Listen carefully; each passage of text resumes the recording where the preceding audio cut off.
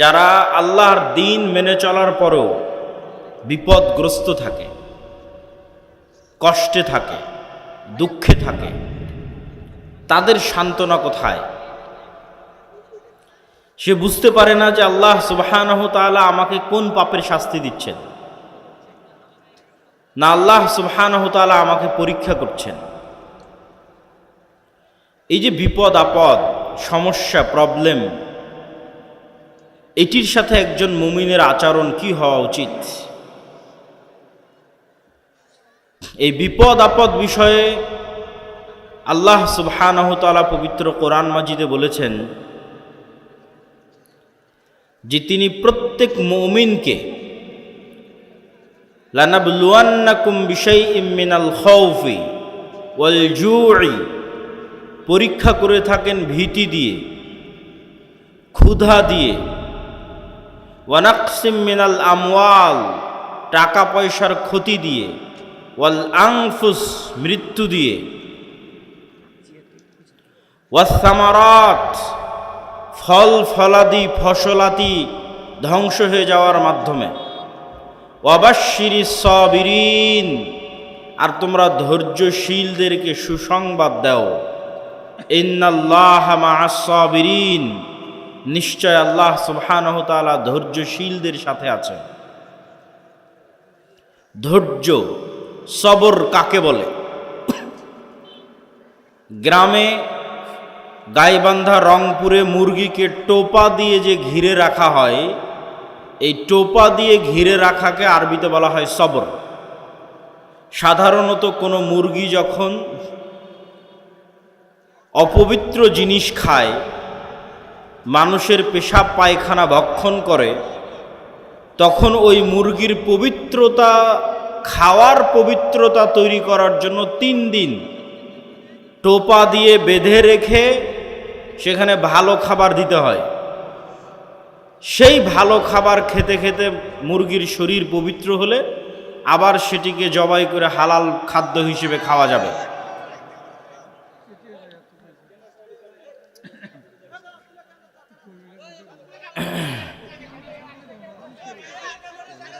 আপনারা দিনী ভাইয়েরা যারা আছেন তারা কিন্তু জায়গা পাবেন, জায়গা অনেক পড়ে আছে, আশেপাশে পিছনে অনেক জায়গা পড়ে আছে, একটু সরে সরে বসলেই কিন্তু আপনারা দেখতে পান। যদিও আজকে ক্যামেরা প্রয়োজনের তুলনায় বেশি, এই কথাই ঠিক, তারপরেও একটু আমরা ধৈর্য ধরি। আল্লাহ সুবহানাহু ওয়া তাআলা সবর, ধৈর্যের বর্ণনা দিচ্ছেন এবং তিনি ঘোষণা করছেন তিনি মুমিনদেরকে বিপদ দেন, ক্ষুধার বিপদ দেন, ভয়ের বিপদ দেন, টাকা পয়সার বিপদ দেন, ফসলাদি ধ্বংস হয়ে যাওয়ার বিপদ দেন, এমনকি জীবন পর্যন্ত নিয়ে নেন। আল্লাযীনা ইযা আসাবাতহুম মুসিবাহ ক্বালু ইন্না লিল্লাহি ওয়া ইন্না ইলাইহি রাজিউন, যখন কেউ বিপদগ্রস্ত হয় তখন বিপদগ্রস্ত ব্যক্তি যেন বলে ইন্না লিল্লাহ ওয়া ইন্না ইলাইহি রাজিউন। এই একটা বাক্যের অর্থ যদি আপনার ভিতরে ঢুকে যায় তাহলে বিপদ আপনার কাছে বিপদ মনে হবে না। এই বাক্যের অর্থ কি? ইন্না লিল্লাহ, আমি আল্লাহর। আমি আল্লাহর মানে আমার নিজের শরীরের কোনো কিছুর মালিকানা আমার নিজের নয়। আমার চোখ আমার কথায় চলে না, আমার কান আমার কথা শোনে না, আমার শরীর আমার কথা শোনে না। আমি শরীরকে বলবো যে আজকে আমি হাফ কেজি মিষ্টি খাবো, তবুও তুমি সুগার লেভেল বাড়াবা না, আমার এই আদেশ শরীর শুনবে না। শরীরকে আল্লাহ যেভাবে তৈরি করেছে তাতে যেভাবে মিষ্টি দিলে রক্তে যেভাবে সুগার বাড়ার কথা ওটাই হবে, আমার আদেশে কমবেও না বাড়বেও না। এভাবে পুরো শরীরের সকল কার্যক্রম একটাও আমার নির্দেশে চলে না, যেভাবে আল্লাহ সুবহানাহু ওয়া তাআলা তৈরি করেছেন সেভাবেই চলে। তাহলে আমার নিজের নাফস, নিজের রূহ, নিজের শরীরের মালিক আমি নই। এটার মালিক কে? আল্লাহ সুবহানাহু ওয়া তাআলা। যদি আমি আমার নিজেরই মালিক না হই তাহলে আমার টাকা পয়সার মালিক আমি কিভাবে হলাম? আমার ছেলে মেয়ে সন্তান সন্ততির মালিক আমি কিভাবে হলাম, আমার বাড়ি গাড়ির মালিক আমি কিভাবে হলাম, তাহলে আমার নিজের মালিক যখন আমি নই, তাহলে আমার পকেটে থাকা টাকা পয়সা, আমার নিজের জমি, আমার বাড়ি, আমার গাড়ি, আমার ছেলে মেয়ে, এগুলো একটারও মালিক আমি নই। আরও স্পষ্ট করে বললে, আল্লাহ চাইলে তো এখন আমাকেই তুলে নিয়ে যেতে পারেন, যেহেতু আমি নিজের মালিক নই, আমি আল্লাহর অধীনস্থ, আল্লাহ আমার মালিক, তো আল্লাহ চাইলে আমাকেই তুলে নিয়ে যেতে পারেন, এটাই আমি বাধা দিতে পারবো না। সেখানে আল্লাহ যদি আমার ছেলেকে উঠিয়ে নিয়ে যায় তো আমি কি বাধা দিব? সেখানে যদি আমার টাকা হারিয়ে যায় আমি কি বাধা দিব? সেখানে যদি আমার গাড়ি অ্যাক্সিডেন্ট করে আমি কি বাধা দিব? সম্ভব নয়। তো আল্লাহ সুবহানাহু তাআলা মানুষকে এই বাক্যের মাধ্যমে ইন্না লিল্লাহি ওয়া ইন্না ইলাইহি রাজিউন এই বাক্যের মাধ্যমে বুঝাচ্ছেন যে বিপদে পড়লে এই বাক্য উচ্চারণ করতে হবে। তার প্রথম কথা হচ্ছে তুমি নিজেই নিজের মালিক নও, অতএব তোমার সব কিছুর মালিক আল্লাহ, তুমি সহ। 2 নাম্বার, ওয়া ইন্না ইলাইহি রাজিউন, তুমি মনে করছো যে আজকে আমার গাড়িটা নষ্ট হয়ে গেল, কি আফসোস। মনে করছো আমার টাকাটা হারিয়ে গেল, কি আফসোস। মনে করছো আমার মোবাইলটা হারিয়ে গেল, কি আফসোস। মনে করছো আমার ছেলে মারা গেল, কি আফসোস। তাহলে জেনে রাখো একদিন তুমিও মারা যাবা, জেনে রাখো একদিন তুমিও হারিয়ে যাবা, জেনে রাখো একদিন তুমিও ফেরত যাবা। ওয়া ইন্না ইলাইহি রাজিউন। তাহলে এখানে হতাশা, আফসোস এবং দুঃখের কিছু নাই, কেন তোমার সময়ই তো ক্ষণস্থায়ী। তুমিই চলে যেতে পারতে, তুমিই হারিয়ে যেতে পারতে, তুমিই নষ্ট হয়ে যেতে পারতে, এটা তোমার ভাগ্যে আছে। ওয়া ইন্না ইলাইহি রাজিউন, যেতে হবে তোমাকে। অতএব তোমার সাথে যেটি ঘটুক সেটি একটাও তোমার সাথে, তোমার নিজস্ব কোনো জিনিসের সাথে ঘটেনি, বরং আল্লাহ সুবহানাহু তাআলার দেওয়া জিনিসের সাথে ঘটেছে। ওয়া মিম্মা রাযাকনাহুম ইউনফিকুন, আল্লাহ যখন মানুষকে টাকা পয়সার কথা বলেছেন তখনও বলেছেন যে এই টাকা পয়সা আমি দিয়েছি, এই রিজিক তোমরা উপার্জন করনি, আমি দিয়েছি। সবর, সবর ধৈর্য ধারণ করা কি জিনিস বলছিলাম। মুরগি যখন টোপা দিয়ে ঘিরে রাখা হয় এটাকে বলা হয় সবর, আটকে রাখা। আরবিতে আটকে রাখা মানে যখন আপনি গুনাহ থেকে নিজেকে আটকে রাখেন তখন সবর, যখন আপনি নেকির উপর নিজেকে ধরে রাখেন তখন সবর। যেমন আজকে এখানে বক্তব্য শুনে মনে মনে বললেন আজ থেকে 5 ওয়াক্ত সালাত আদায় করব, একদিনও আদায় করতে পারলেন না, তাহলে আপনার সবর নাই। মনে করলেন আজ থেকে গান শুনবো না, 7 দিন শোনা বন্ধ রাখার পর আর ধরে রাখতে পারলেন না, তার মানে সবর নাই। নিজেকে কোনো কিছুর উপর ধরে রাখা, ঠিক মুরগিকে যেমন টোপা দিয়ে আটকে রাখা হয়েছে, বেঁধে রাখা হয়েছে, ধরে রাখা হয়েছে, এরকম যে আমি প্রতিদিন সূরা ইখলাস পড়ব, কোরআন পড়ব, এটার উপর নিজেকে ধরে রাখা, ধরে রাখতে পারতেছি, একদিনও মিস যাচ্ছে না, এটা সবর। আমি গান শুনতে চাই না, শুনবো না, এটার উপর নিজেকে কতদিন ধরে রাখতে পারতেছি, এটা সবর। এই জন্য মানুষের সকল নেক আমলের মূল রহস্য হচ্ছে সবর।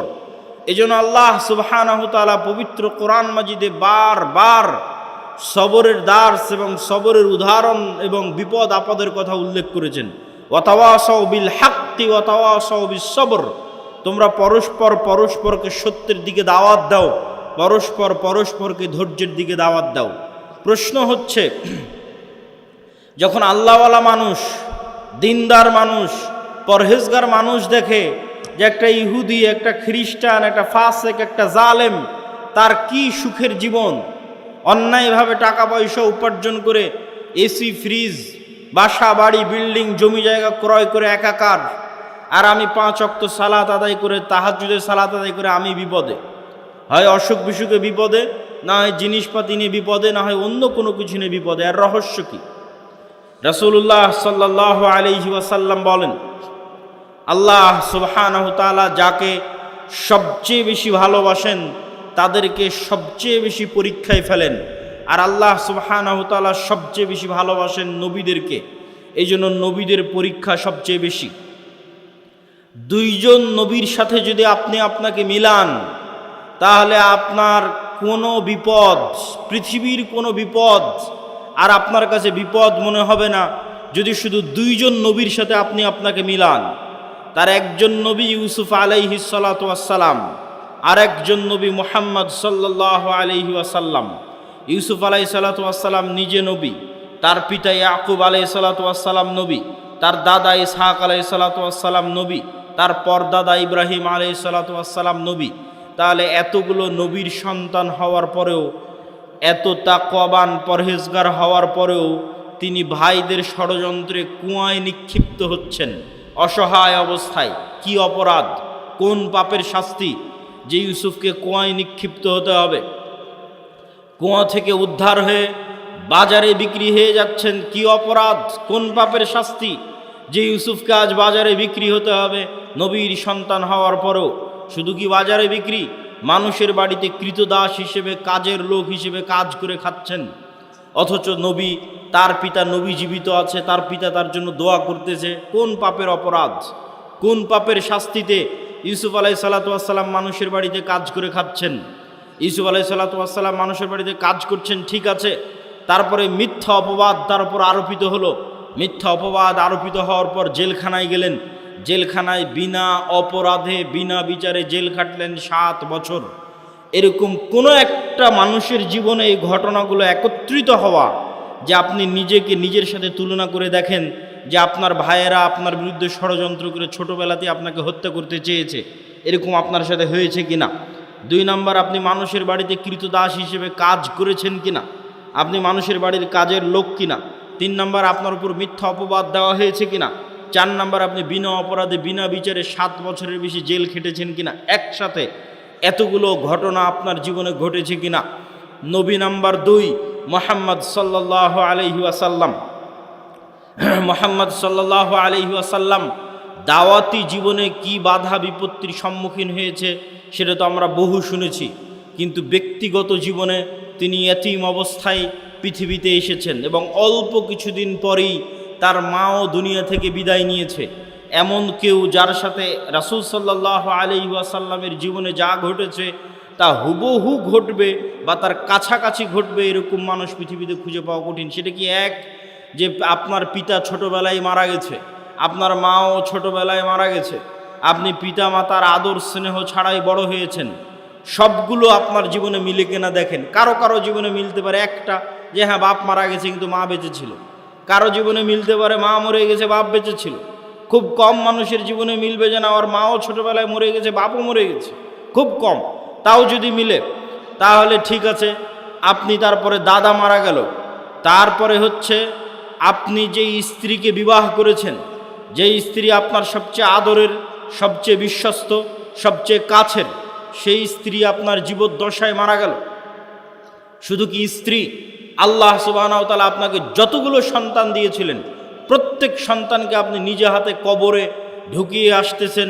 শুধু তাই নয়, ছোটবেলায় মারা যাওয়া সন্তান নয়, বড় হওয়া বিবাহিত সন্তান, বড় হওয়া বিবাহিত 2 কন্যাকে রাসূল সাল্লাল্লাহু আলাইহি ওয়াসাল্লাম নিজে হাতে কবরে দিয়েছেন। ছোট ছোট ছেলেকে তো কবরে দিয়েছেন। শুধু ফাতেমা ছাড়া রাসূল সাল্লাল্লাহু আলাইহি ওয়াসাল্লামের আর কোনো সন্তান জীবিত থাকেনি। তাহলে আপনি কল্পনা করেন, একই সাথে ছোটবেলায় আপনার পিতা মাতা মারা গেছে, একই সাথে আপনার স্ত্রী মারা গেছে, একই সাথে আপনার সব ছেলে মেয়ে মারা গেছে, তাদেরকে আপনি কবরে দিয়েছেন। এই রকম একই সাথে এতগুলো ঘটনা আপনার জীবনে ঘটবে, মিলবে, এটা খুব কঠিন, অসম্ভব। তাহলে নবী হওয়ার পর রাসূল সাল্লাল্লাহু আলাইহি ওয়াসাল্লাম কোন পাপের শাস্তিতে, কোন অপরাধের শাস্তিতে এতগুলো ব্যক্তিগত জীবনের বিপদের মুখোমুখি হচ্ছেন, দাওয়াতি জীবনের নয়। দাওয়াতি জীবনের ঘটনা তো আরও লম্বা। শিয়াবে আবি তালেবে যখন তার চাচাকে সহ 3 বছর যখন ঘিরে রাখা হলো, গৃহবন্দী রাখা হলো, যখন খাবারের কোনো কিছু ছিল না, যখন তায়েফের ময়দানে মারা হলো, আঘাত করা হলো, যখন বদর উহুদে হত্যা করার চেষ্টা করা হলো, যখন মক্কায় হত্যার চেষ্টা হলো, অসংখ্য দাওয়াতি জীবনে বাধা রাসূল সাল্লাল্লাহু আলাইহি ওয়াসাল্লামের, সেগুলোতে আমরা গেলাম না। সম্মানিত উপস্থিতি, শুধু এই 2 নবীর জীবনের সাথে যদি আপনি আপনার নিজের জীবনকে মিলান, তাহলে আপনার জীবনে আর কোনো কষ্ট, কোনো দুঃখ, কোনো বিপদ, কোনো সমস্যা আর বিপদ আর দুঃখ আর কষ্ট বলে মনে হবে না। আসলেই আল্লাহ সুবহানাহু ওয়া তাআলা যাদেরকে ভালোবাসেন তাদেরকে আল্লাহ সুবহানাহু ওয়া তাআলা পরীক্ষা করতে চান। কেন পরীক্ষা করতে চান? রাসূল সাল্লাল্লাহু আলাইহি ওয়াসাল্লাম বলেন, মা মিন মুসলিমিন, এমন কোনো মুসলমান যে বিপদগ্রস্ত হয়, কেমন বিপদগ্রস্ত, যে তার পায়ে একটা কাঁটাও যদি ফুটে, তার পায়ে যদি একটা কাঁটাও ফুটে, শুধু তাই না, সে যদি ন্যূনতম দুশ্চিন্তার মধ্যেও থাকে, হাম্মিন ও হুজনিন, যদি ন্যূনতম দুশ্চিন্তার মধ্যেও থাকে, তাহলে এই কাঁটা ফুটার মাধ্যমে, এই দুশ্চিন্তার মাধ্যমে আল্লাহ সুবহানাহু ওয়া তাআলা তার গুনাহকে ক্ষমা করে দেন। আল্লাহু আকবার। এবং বিপদ বাড়তে বাড়তে বাড়তে বাড়তে এমন অবস্থায় সে দুনিয়া থেকে বিদায় নেয় যখন তার উপরে আর কোনো গুনাহই নাই, সকল গুনাহ দুনিয়াতেই মিটে গেছে।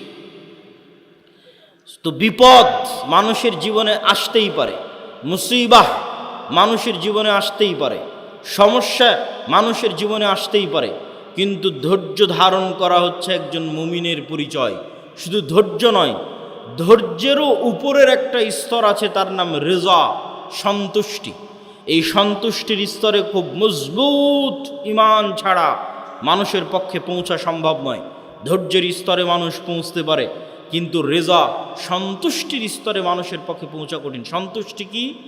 সন্তুষ্টি হচ্ছে আল্লাহ সুবহানাহু ওয়া তাআলা আমার জন্য যে সিদ্ধান্ত নিয়েছেন, এই সিদ্ধান্তের উপর আমি খুশি, এই সিদ্ধান্তের উপর আমি খুশি। একদা এক মহিলা রাসূল সাল্লাল্লাহু আলাইহি ওয়াসাল্লামের কাছে আসলেন, তিনি মৃগী রোগে আক্রান্ত। আল্লাহর নবীকে তিনি বললেন, আল্লাহর নবী, আপনি আমার জন্য দোয়া করে দেন যেন আল্লাহ সুবহানাহু ওয়া তাআলা আমার মৃগী রোগ ভালো করে দেয়। রাসূল সাল্লাল্লাহু আলাইহি ওয়াসাল্লাম তাকে বলেন, ইন শি'তি সাবারতি ফালাকিল জান্নাহ, তুমি যদি চাও তাহলে তোমার যে মৃগী রোগ হয়েছে এই রোগের উপর সন্তুষ্ট থাকো, আর আল্লাহ তোমার জন্য জান্নাত দিবে। আর যদি চাও আমি তোমার মৃগী রোগ ভালো হওয়ার জন্য আল্লাহর কাছে দোয়া করে দিতে পারি। রাসূল সাল্লাল্লাহু আলাইহি ওয়াসাল্লাম একটা রোগের উপর চিকিৎসা না নিয়ে সন্তুষ্ট থাকতে বলতেছেন জান্নাতের বিনিময়ে। তখন ওই মহিলা মানুষ বলছে, ঠিক আছে, আমাকে আল্লাহ যে অসুখ দিয়েছে এই অসুখের উপর আমি সন্তুষ্ট থাকতে চাই, তবে আপনি এতটুকু দোয়া করেন যেন আমার কাপড় চোপড় খুলে না যায়। মৃগী রোগে আক্রান্ত হলে, ব্রেন ঠিক না থাকলে কাপড় চোপড় খুলে যায়, কাপড় চোপড় যেন আমি খুলে না ফেলি, সেই দোয়াটুকু আপনি করে দিয়েন। আর আল্লাহ আমাকে যে অসুস্থতা দিয়েছে এই অসুস্থতার উপর আমি রাজি, সন্তুষ্ট, খুশি। তো রেজার স্তর হচ্ছে সর্বোচ্চ স্তর, যেই সর্বোচ্চ স্তরে আল্লাহ মানুষের সাথে যে ফায়সালা করে, আল্লাহ আপনার সাথে যা ঘটতেছে এটা আল্লাহর ফায়সালায় ঘটতেছে, আল্লাহর ইচ্ছায় ঘটতেছে, আল্লাহর অনুমতিতে ঘটতেছে। তো আপনার জীবনে যা ঘটতেছে এই ফায়সালার উপর যখন আপনি সন্তুষ্ট থাকেন, তথা ওই অবস্থাতেও আপনি আলহামদুলিল্লাহ বলতে পারেন। ধৈর্য মানুষ ধরে একটু দুঃখ পাওয়ার পর, একটু কষ্ট পাওয়ার পর, একটু দুশ্চিন্তা করার পর, টেনশন করার পর, রেজা যে অবস্থায় আছে ওই অবস্থার উপর আল্লাহ সুবহানাহু ওয়া তাআলার সিদ্ধান্তের উপর খুশি হওয়া, মনে কোনো প্রভাব, কোনো দাগ না কাটা, সর্বোচ্চ স্তরের তাওহীদ ছাড়া এটা সম্ভব নয়। সর্বোচ্চ স্তরের তাওহীদ দিয়ে মানুষ বিনা হিসাবে জান্নাতে যাবে। সেই বিনা হিসাবে যারা জান্নাতে যাবে ওই রকম লেভেলের মানুষের পক্ষে সম্ভব যে আল্লাহ সুবহানাহু ওয়া তাআলা তার সাথে যে সিদ্ধান্ত গ্রহণ করবেন সেই সিদ্ধান্তের উপর সে রাজি খুশি থাকবে।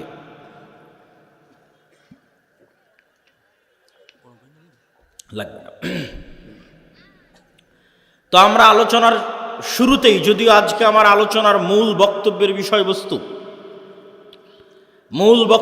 বিষয়বস্তু মুসলিম উম্মার অধঃপতন এবং সে অধঃপতন থেকে মুক্তির উপায়, তবে পরিবেশ পরিস্থিতির পরিপ্রেক্ষিতে আলোচনার শুরুটা করলাম বিপদ এবং ধৈর্য ধারণ দিয়ে, এবং বিপদের উদাহরণে ইউসুফ আলাইহিস সালাতু ওয়াস সালাম এবং মুহাম্মদ সাল্লাল্লাহু আলাইহি ওয়াসাল্লাম এবং আরেকজন নবী আইয়ুব আলাইহিস সালাতু ওয়াস সালাম, তাদের উদাহরণ পৃথিবীতে চিরস্মরণীয়। শুধু তাই নয়, আরেকটি হাদিস রাসূল সাল্লাল্লাহু আলাইহি ওয়াসাল্লামের শুনে এই পয়েন্ট আমরা শেষ করব।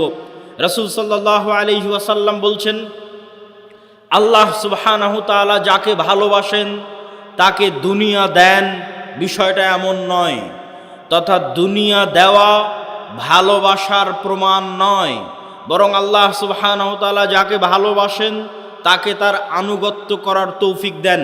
তাহলে আজকে শাখা হাতি বালুয়া, গোবিন্দগঞ্জ, মহিমাগঞ্জে কেউ কোটি টাকার মালিক হয়ে গেল, তার মানে তার উপর আল্লাহর দয়া আছে, এটি ভুল ধারণা। শাখাহাতি, বালুয়া, মহিমাগঞ্জ, গোবিন্দগঞ্জ, গাইবান্ধায় কেউ বিশাল বাড়ি করে নিল, কেউ খুব আরামে আছে, আয়েশে আছে, দুবাই ঘুরছে, কারো বাড়িতে এসি ফ্রিজ আছে, তার মানে তার উপর আল্লাহর দয়া আছে, আল্লাহ তাকে ভালোবেসে এগুলো দিয়েছে। এটা ভুল ধারণা। ভালোবাসা বুঝতে হলে কি দেখতে হবে? আল্লাহ তাকে আনুগত্য করার তৌফিক দেয় কিনা।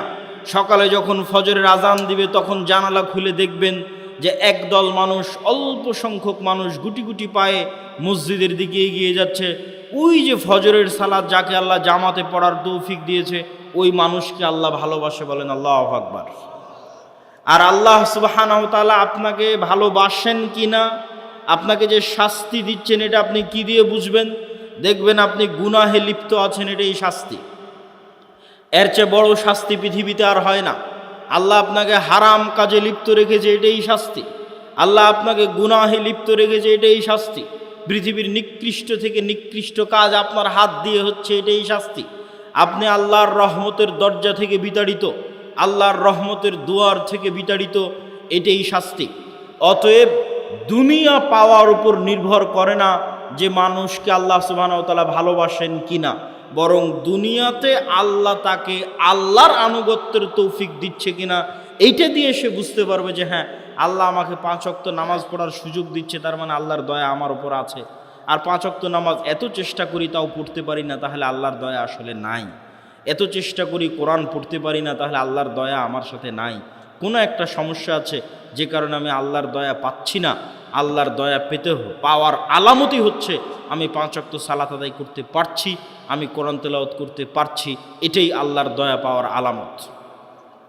আর আল্লাহ সুবহানাহু ওয়া তাআলা আপনাকে ভালোবাসেন কিনা সেটা বোঝা যাবে স্থায়ী ঠিকানা পরকাল, যেটা বহু বক্তব্যে বলেছি, ঈমান বিল গায়বে ইয়াকিন।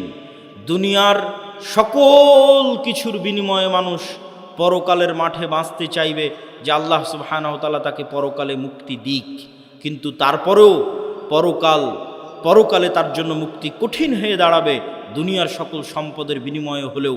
তাহলে ওই সম্পদ, ওই ধন দৌলত আপনি দুনিয়াতে আঁকড়ে ধরে থাকবেন, এইটা দিয়ে আপনি পরকালে মুক্তি পাবেন না। বরং আপনাকে এই ধন সম্পদ, এই ধন দৌলত দান করে কিয়ামতের মাঠে ধনী অবস্থায় উঠতে হবে, কিয়ামতের মাঠে কোটিপতি অবস্থায় উঠতে হবে, কিয়ামতের মাঠে কোটি কোটি টাকা আপনার হাতে থাকতে হবে, যেন কিয়ামতের মাঠে বিপদে পড়লে আপনি বাঁচতে পারেন। তো কিয়ামতের মাঠে কোটি কোটি টাকা কিভাবে থাকবে? নতুন করে কিয়ামতের মাঠে ব্যবসা বাণিজ্য করার সুযোগ নাই। যা ব্যবসা বাণিজ্য দুনিয়াতেই করে, দুনিয়াতেই সেই টাকা আল্লাহর অ্যাকাউন্টে জমা দিয়ে কিয়ামতের মাঠে কোটিপতি অবস্থায় উঠতে হবে। তাহলে দুনিয়ার কেস কোর্ট কাচারি মামলা মোকদ্দমায় যেমন টাকার জরিমানা দিয়ে বাঁচা যায়, কিয়ামতের মাঠে আল্লাহর দরবারে যে মামলা মোকদ্দমা হবে, কেস জরিমানা হবে, ওখানে আপনি যে কোটি টাকার মালিক হবেন, ওই টাকা দিয়ে তখন আপনি ওই মামলা মোকদ্দমাগুলো খালাস করাতে পারবেন আপনার টাকার জোরে, টাকার ক্ষমতায়। এই জন্য ইবাদতের জগতে যতগুলো পাওয়ারফুল শক্তিশালী ইবাদত আছে তার মধ্যে একটি হচ্ছে টাকা। আল্লাহ সুবহানাহু ওয়া তাআলা জান্নাত বিক্রি করে দিতে চেয়েছেন দুটো জিনিসের কাছে। সালাত আদায় করে আপনি গ্যারেন্টি দিতে পারবেন না, নিশ্চিত শতভাগ গ্যারেন্টি দিতে পারবেন না যে না আমি জান্নাত আমার হয়েই গেছে। কেন পারবেন না? আপনি গ্যারেন্টি দিতে পারবেন না যে আমার সালাত ফরজ হওয়ার পর থেকে 1 ওয়াক্ত সালাতও মিস দেইনি, এই কারণে পারবেন না। হ্যাঁ, যদি এটা গ্যারেন্টি দিতে পারতেন যে আমার উপর সালাত ফরজ হওয়ার পর থেকে 1 ওয়াক্ত সালাতও মিস দেইনি, 1 ওয়াক্ত সালাতও কাজা করিনি, তাহলে সালাত দিয়েই আপনি নিশ্চিত জান্নাতে চলে যেতেন। কিন্তু আপনি নিজেই গ্যারেন্টি দিতে পারবেন না যে কই আমি সালাতে কোনোদিন অবহেলা করিনি। আপনি নিজেই গ্যারেন্টি দিতে পারবেন না যে আমি কোনোদিন গুনাহ করিনি, আমি নিষ্পাপ। যেহেতু আপনি গ্যারেন্টি দিতে পারবেন না, ফলত আপনি আল্লাহর দয়ার মুখাপেক্ষী যে আল্লাহ 5 ওয়াক্ত সালাত ঠিক মতো আদায় করতে পারেনি, গুনাহ অনেক করে ফেলেছি, ক্ষমা করে দাও, নাহলে জান্নাত যেতে পারবো না। আল্লাহর দয়ার মুখাপেক্ষী। কিন্তু দুটো ইবাদত এমন আছে যে দুটো ইবাদতে আপনি নিশ্চিত চ্যালেঞ্জ দিয়ে বলতে পারবেন হ্যাঁ জান্নাত আমার হয়েছে, হবেই, যাবো ইনশাআল্লাহ। সেই দুটো ইবাদতের একটা হচ্ছে আল্লাহর রাস্তায় জিহাদ করে জীবন দিয়ে দেওয়া, নিজের নফস যেটা আল্লাহ আপনাকে দিয়েছে, যেটা আপনার সবচেয়ে প্রিয় সম্পদ, ওইটা হাতে করে নিয়ে আল্লাহর রাস্তায় জিহাদে বের হলেন, যুদ্ধ করে শহীদ হয়ে গেলেন, আল্লাহর রাস্তায় জীবন দিয়ে দিলেন। এই শহীদের রক্তের ফোঁটা মাটিতে পড়ার আগে ওর কত গুনাহ আছে, আর ওর কত ইবাদতে কমতি আছে, আর কত কি আছে, সব কিছু আল্লাহ সুবহানাহু ওয়া তাআলা ক্ষমা করে দিবে। এবং সে তার কাছে জান্নাত বিক্রি হয়ে গেছে তার নাফসের বিনিময়ে। আর একজনের কাছে জান্নাত বিক্রি হয়ে যাবে, সে হচ্ছে যে টাকা দিয়ে জান্নাত কিনতে পারবে। টাকা দিয়ে কেমনে জান্নাত কিনবে? দুনিয়াতেই অসংখ্য ইবাদতের কমতির আপনি পূরণ দিতে পারবেন টাকা দিয়ে। দুনিয়াতে আপনি অসংখ্য গুনাহের কাফফারা দিতে পারবেন টাকা দিয়ে। হজ করতে গেছেন, জামারায় পাথর নিক্ষেপ মিস হয়ে গেছে, কোনো একটা ইবাদতে কমতি চলে এসেছে হজের মধ্যে, আপনাকে মুআল্লিম বলবে টাকা দেন, টাকা দিয়ে খাসি দুম্বা কিনি, আপনার নামে দম দিলে ইবাদতের এই কমতিটা পূরণ হয়ে যাবে। দুনিয়াতেই টাকা দিয়ে ইবাদতের কমতি পূরণ হচ্ছে। রমজান মাস আসতেছে, দিনের বেলায় স্ত্রীর সাথে সাংসারিক জীবনে গেছেন, কবিরা গুনাহ করে ফেলেছেন, আল্লাহ বলছেন গোলাম আজাদ করো। গোলাম আজাদ করতে টাকা লাগবে, গোলাম আজাদ করার টাকা নাই, 60 জন মিসকিনকে খাওয়াও, 60 জন মিসকিনকে খাওয়াতে টাকা লাগবে। তাহলে দুনিয়াতেই টাকা দিয়ে আপনার গুনাহের কাফফারা হয়ে যাচ্ছে, ইবাদতের কমতির ব্যাকআপ হয়ে যাচ্ছে। তাহলে আপনি যত ইবাদতের কমতি আপনার আছে, যত গুনাহ আপনার আছে, আর যত পাওনাদার মানুষ আছে, সবগুলো ব্যাকআপ দেওয়া যাবে কিয়ামতের মাঠে যদি আপনি কোটিপতি হন। টাকা দিয়ে ব্যাকআপ দেওয়া যাবে, কিন্তু সেই টাকা দুনিয়াতেই অর্জন করে এখানে বসে থেকেই পরকালের অ্যাকাউন্টে, আল্লাহ সুবহানাহু ওয়া তাআলার অ্যাকাউন্টে জমা করে যেতে হবে। মুসলমানদের সবচেয়ে বড় হতাশার জায়গা হচ্ছে মুসলমানেরা অর্থনীতি, টাকা পয়সাকে গুরুত্ব কম দেয়। হ্যাঁ, আগের আলোচনা, বিপদ আপদের আলোচনায় এটিই আমরা স্পষ্ট করেছি যে কেউ টাকার মালিক হবে মানেই সে দয়াপ্রাপ্ত, বিষয়টি এমন নয়। কে দয়াপ্রাপ্ত? যাকে আল্লাহ তার ইবাদতের সুযোগ দেয়।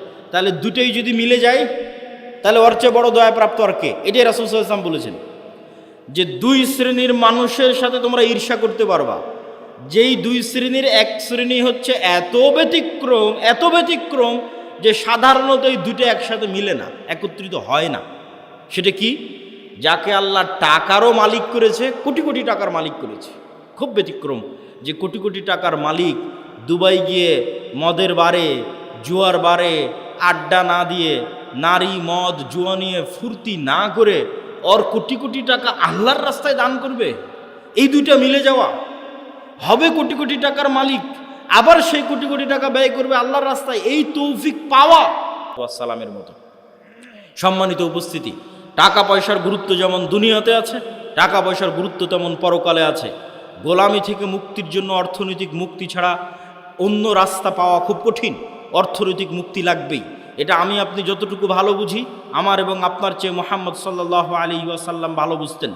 মুহাম্মদ সাল্লাল্লাহু আলাইহি ওয়াসাল্লাম যখন মক্কা থেকে হিজরত করে মদিনায় গেলেন, তখন দেখলেন মদিনার আনসারেরা কৃষক, আর মদিনার সকল ব্যবসা বাণিজ্যের মালিক হচ্ছে ইহুদিরা। আর মদিনা রাষ্ট্রের প্রধানমন্ত্রী করে দেওয়া হয়েছে রাসূল সাল্লাল্লাহু আলাইহি সাল্লামকে। তাহলে টাকা ছাড়া প্রধানমন্ত্রী হয়ে দেশ চালানো যাবে না, টাকার মালিক থাকবে ইহুদি, আর আমি প্রধানমন্ত্রী, তো নাম কাওয়াস্তে প্রধানমন্ত্রী, ঢাল নাই তলোয়ার নাই নিধিরাম সর্দার। টাকার মালিকও মুসলমানদের হতে হবে, তাহলে রাষ্ট্র চলবে। আল্লাহর নবী বললেন মুহাজির যারা আমার সাথে এসেছে সব ব্যবসায়ী, সবার রক্তে ব্যবসা আছে। আল্লাহর নবী নিজেও ব্যবসায়ী, কেননা মক্কার কুরাইশরা ব্যবসায়ী। আল্লাহর নবী আনসারদের বললেন তোমাদের সম্পত্তির অর্ধেক অর্ধেক, 3 ভাগের 1 ভাগ, 3 ভাগের 2 ভাগ, যে যেভাবে পারো মুহাজিরদের দিয়ে দাও, মুহাজিরেরা ব্যবসা শুরু করবে। মুহাজিরদের ব্যবসার জন্য যখন অর্থ দিতে বলা হলো, আনসারীরা রাজি হয়ে গেল। উসমান ইবনে আফফান, আব্দুর রহমান ইবনে আউফ, জুবাইর ইবনুল আওয়াম, এই 3 জন সাহাবী আল্লাহর নবীর জীবদ্দশাতেই কোটি কোটি টাকার মালিক হয়ে গেছে ব্যবসা করে।